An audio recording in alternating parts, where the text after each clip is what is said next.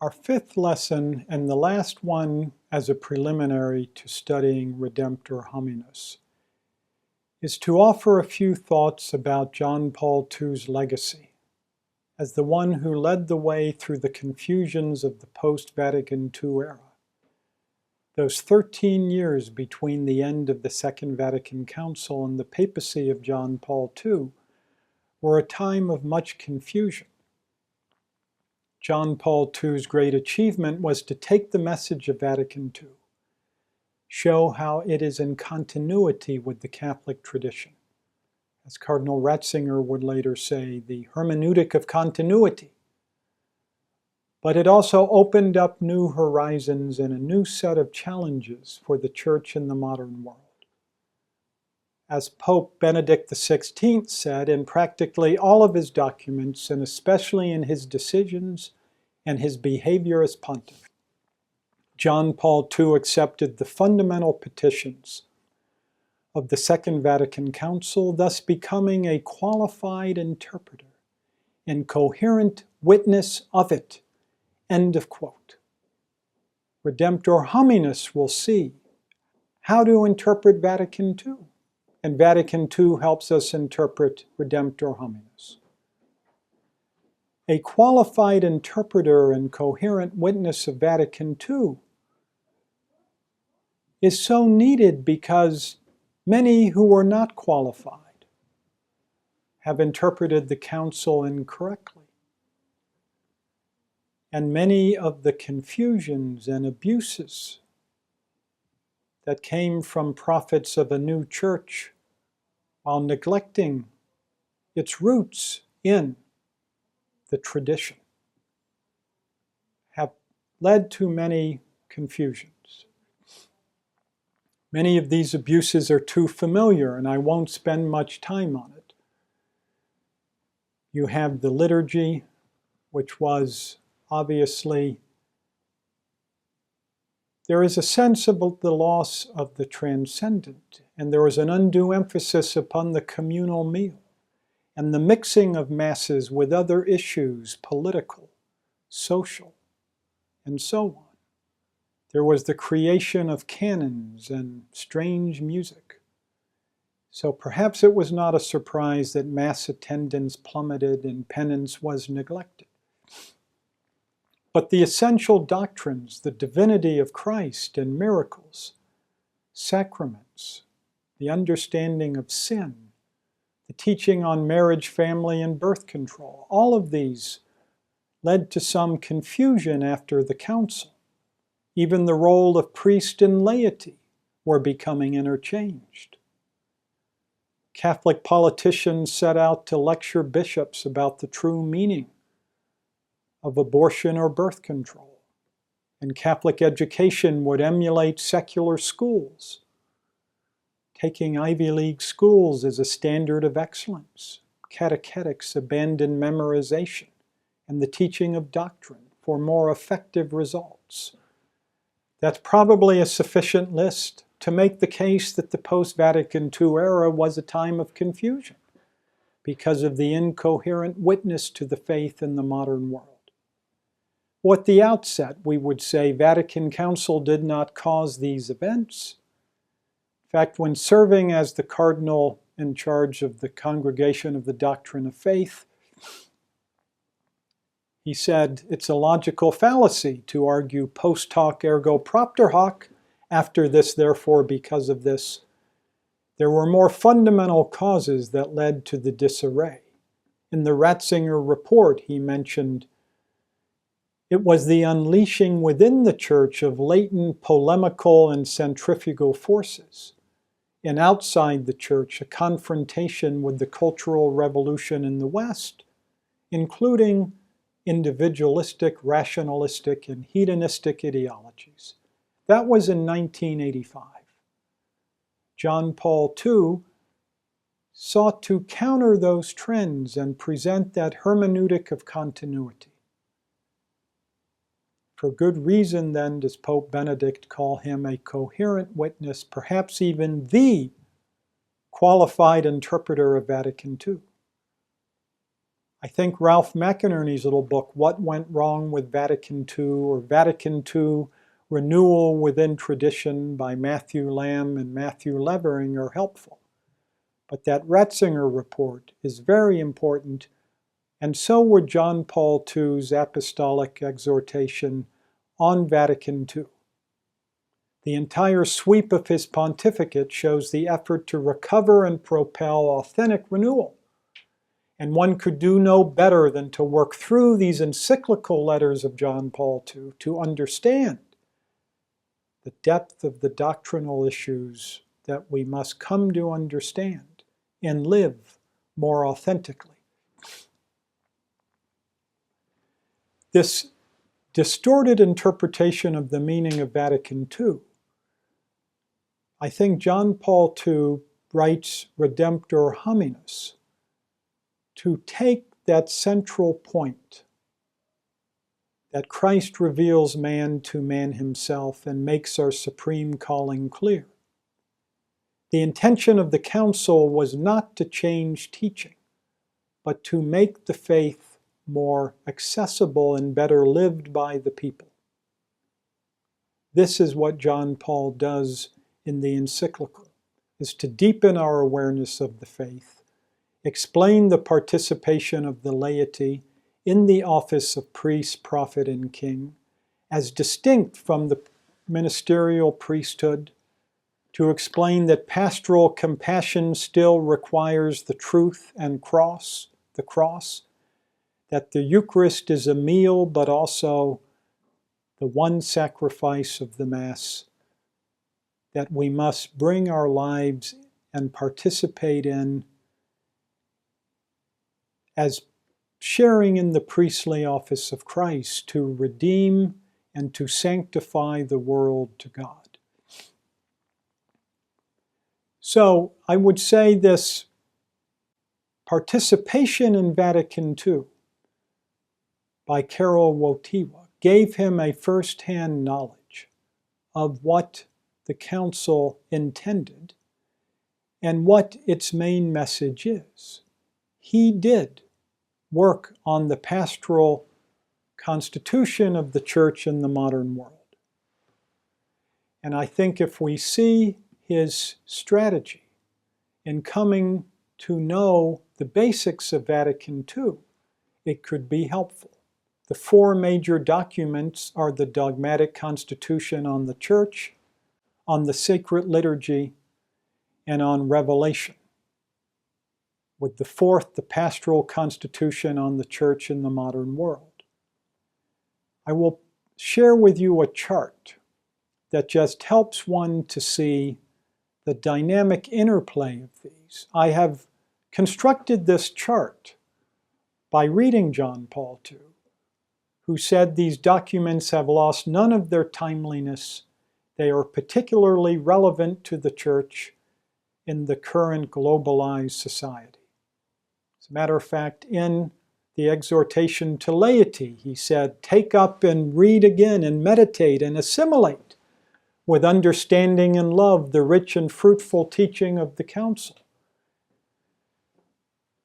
So, the dogmatic constitution on the church emphasizes the church as mystery. It's not a sociological organization or a bureaucracy.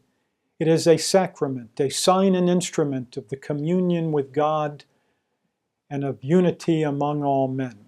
Christ as priest, prophet, and king is the head of the church.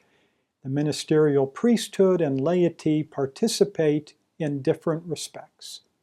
It's the universal call to holiness, which is the greatest teaching of that document. On sacred liturgy declares the mystery of the Eucharist as the source and summit of Christian life, and says the Eucharist perpetuates the sacrifice of the cross throughout the ages. The conscious, devout, and active participation of the laity should be insofar as they offer themselves as a victim with Christ and consecrate the world to God. The document on divine revelation wants us to see Scripture and tradition as a single deposit of faith, but to open sacred Scripture even wider to the people of God. church in the modern world, analyzes the modern world in light of Christian anthropology. John Paul II often cited this text. Gaudium et Spes 22 and Gaudium et Spes 24 set the parameters of Redemptor Hominis. They are his touchstone teachings. So as Gaudium et Spes explores that anthropology, it then turns to discuss family, culture, economics, politics, and international affairs, and invites the laity to see the world as the place for lay vocation. The bridge between the church and the modern world is lay apostolate. The decree on lay apostolate, in a way, is a key to them all, because the church was founded to spread the kingdom of Christ over all the earth for the glory of the Father, to make all men partakers in the redemption and salvation, and through them to establish the right relation of the entire world to Christ. Every activity of the mystical body, with this in view, goes by the name of apostolate, and it's exercised through all of its members in various ways. Again, Redemptor Hominis is for apostolate. It gives the right focus and call to apostolate. And behind that mandate to mission and the universal call to holiness, you see, is that Catholics more deeply live and know and love the sacred deposit of faith. The Sacred Council has set out to impart with more vigor to the Christian life of the faithful the sacred truth of faith. That's what John the 23rd, St. John the 23rd, said about the council. To foster union among Christian believers and strengthen mankind and bring them into the church's fold. And Paul VI, at the close of the council, said, the council hands down to posterity the patrimony of her doctrine and precepts, the deposit entrusted to her by Christ himself. Her people have constantly reflected on this deposit through the centuries, have turned it into their own flesh and blood, as it were, by giving it expression in their way of life. The deposit of faith is illuminated in so many of its parts and arranged with its fullness and integrity. This living deposit of faith, constituted by the divine power of truth and grace, is capable of giving to everyone who receives it devoutly and by it nourishes its own life. So there again, John Paul II said the enrichment of faith is the goal of Vatican II. Not to change truth or alter it or cut it back, but to embrace it in its fullness, to deepen it. So John Paul II's path for renewal was to first of all express his gratitude for Vatican II. He said Vatican II was the Spirit's gift to the Church. He emphasized the continuity with the past and that its central goal for the future was evangelization, making the deposit of faith more effectively taught and lived. In another encyclical, he says, the documents of Vatican II contain what the Spirit says to the churches with regard to the present phase of history. And finally, he says, many passages of this document indicate that the Council, by opening itself to the light of the Spirit of truth, is seen to be the authentic depository of the predictions and promises made by Christ to the apostles in his farewell discourse. It has prophetic significance. So at that synod celebrating the 20th anniversary of the Council, John Paul II said that the message has been welcomed with great accord, and it remains the Magna Carta for the future. But again, it must be appropriated, understood, and lived by the people. So the second point of his strategy was to propose the apostolate of the laity as a key to understanding Vatican II and the Church in the modern world. He saw that as a priest. He saw that at the council and emphasized it as Pope. He said it's a great moment in history, the new millennium. There's a new state of affairs in the world today. So there is an urgency for the action of the lay faithful, he says. If lack of commitment is always unacceptable, the present time renders it even more so. It's not permissible for anyone to remain idle. This apostolate derives from the universal call to holiness and the deeper understanding of the faith and a deeper participation in the sacramental life of the Church. A third point John Paul II made as a pastor was to stress the connection between the pastoral concern and truth. Pastoral compassion does not require a reduction of truth or a fudging of truth, but the contrary, a full devotion to the truth about God and man. The first encyclical, Redeemer of Man, makes this clear. The truth of man is understood only in the light of the incarnation and the passion of Christ. The secular world does not set the standard for us, but rather Christ, as true God and true man, reveals the true standard. In Veritatis Splendor, another later encyclical, he emphasizes the truth, and his reflections on Humani Vitae, he makes a strong connection between truth and a pastoral approach which should not downplay or deny the moral norms for human sexuality. And he says it's really not true to say the Catholic teaching does not take into account the difficulties of concrete life. Pastoral concern is a search for the true good of man and the promotion of authentic values.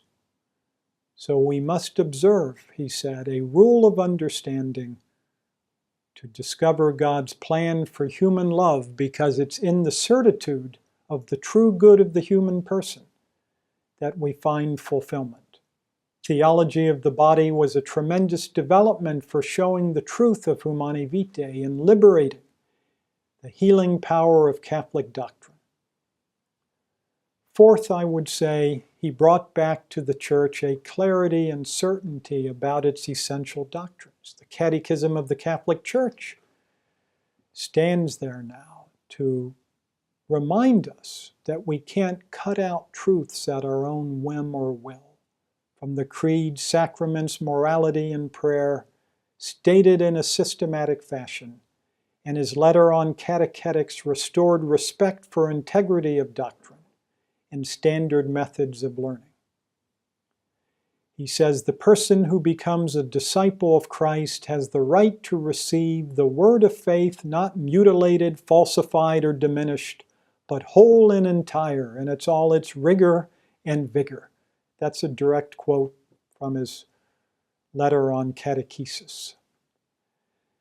So, he said, no catechist should lawfully on his own initiative make a selection of what he considers important in the deposit of faith. Again, so our focus should be on Christ, and the rest radiates out from there. The fifth thing I would mention is his concern for education. All of these track those concerns he had as priest.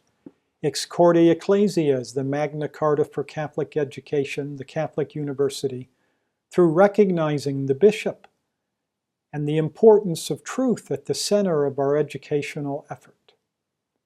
Fidelity to the Word should stimulate our search for truth and not deny it or limit it.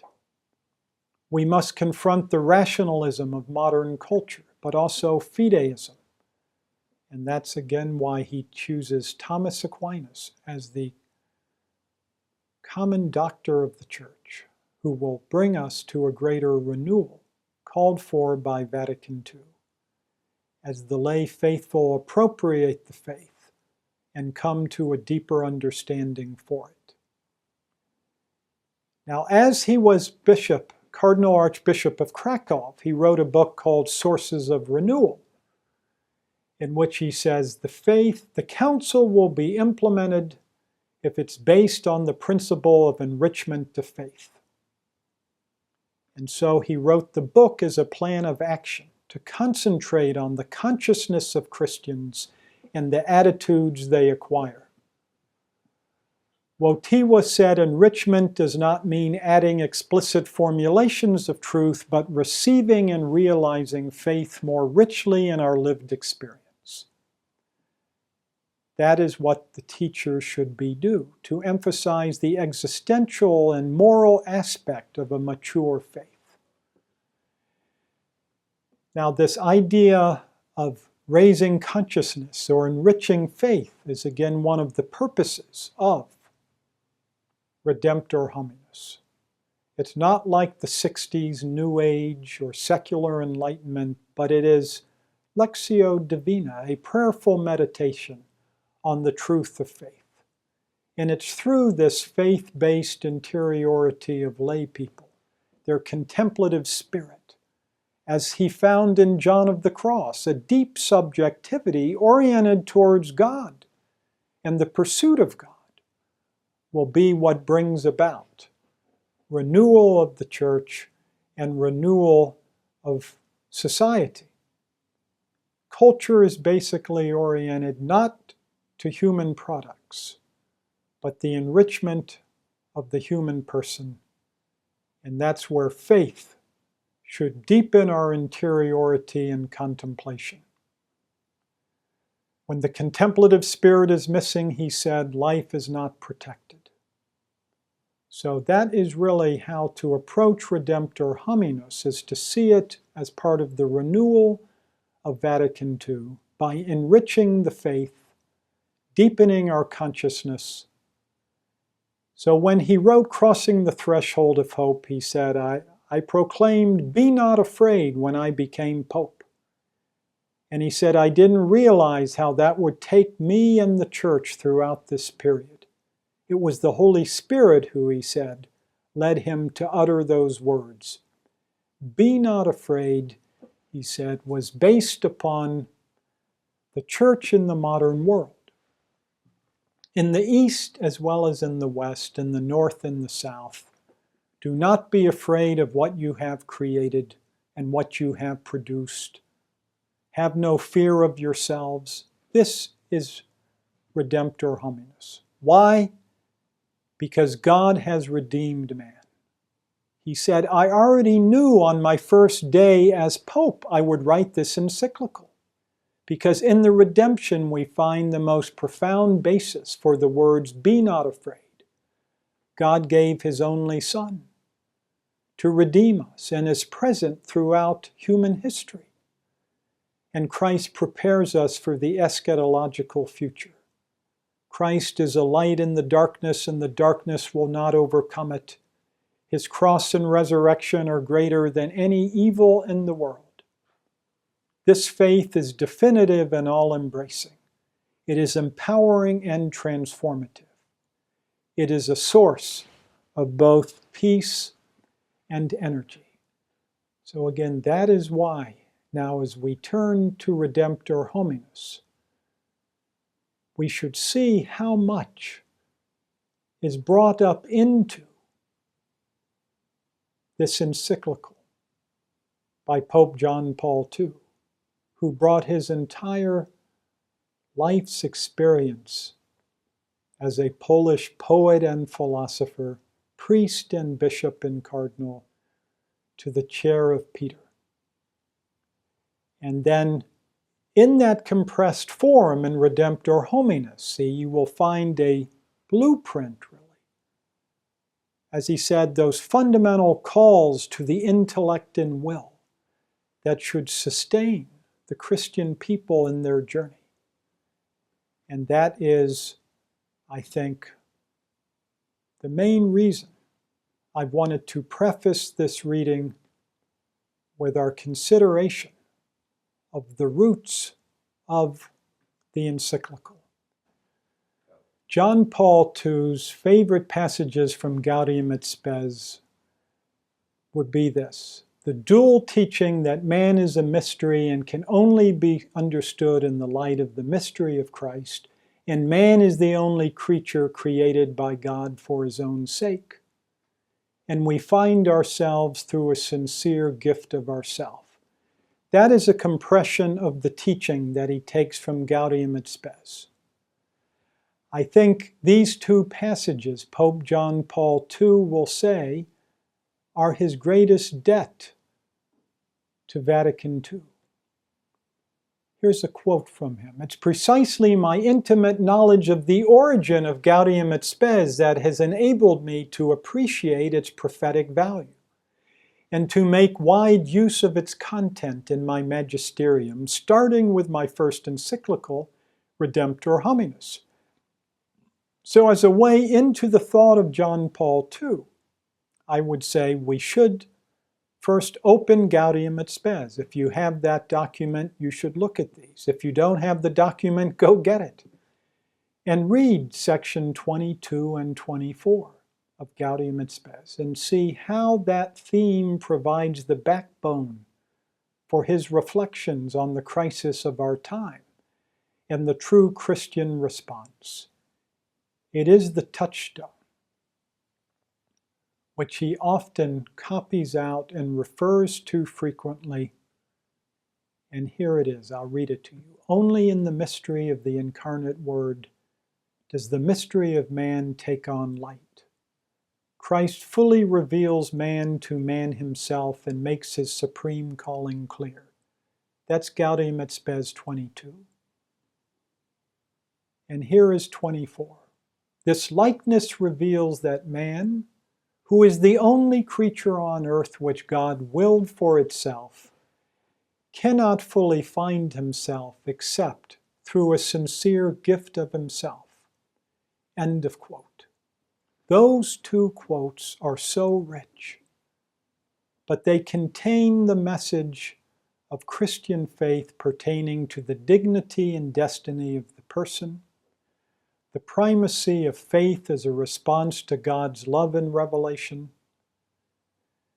and when he later will proclaim that now is a time of mercy, that goes back to those, and even the devotion to Mary as the mother of the Church is from Gaudium et Spes, and the full appreciation that Christ reveals man to man himself and makes his supreme calling clear. Because in that document, that passage, we will also read the following: that Christ, who was true God and true man, worked with human hands, loved with a human heart, was in a human family, had a human mother. All of these are what lead us to turn to Christ, to see the meaning of what it is to be human. And that will be what the theologians will call the theological anthropology. But I think you'll also see it as this lived experience of the Christian who in prayer is united to Christ just as Christ has united himself to all men, so that if we respond in our baptism through faith, in faith to Christ, we will learn these lessons about the meaning of love, the nature of service, and most of all, why we should not be afraid, why we should be confident in opening the doors of culture and politics, family and globalization and economics, that all should be open to Christ. And as you will see in our next session, the very opening of the encyclical is this statement, that Jesus Christ is the center of history and the center of the universe. And so we must turn our minds and hearts to contemplate Christ and see how the Supreme Pontiff John Paul II Saint John Paul II leads us in a profound meditation upon the significance of the Incarnation, the passion and death and resurrection of Jesus Christ.